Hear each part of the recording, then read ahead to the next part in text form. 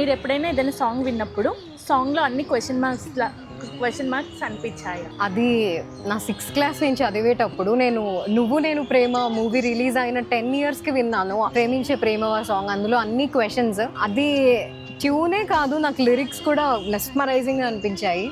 So అదే నా first song, నేను క్వశ్చన్స్ అన్ని వినడం. మనం సొసైటీలో అడగలేని ప్రశ్నలు పాట అడిగితే అది వాయిస్ అవుతుందా? డెఫినెట్గా అవుతుంది. ఇప్పుడు మ్యూజిక్కి కనెక్ట్ అవ్వని మనుషులంటూ ఎవరు ఉండరు. మనం ఒక పాట రూపంలో ఒక మెసేజ్ కన్వే చేస్తే అది డెఫినెట్గా అందరికీ రీచ్ అవుతుంది.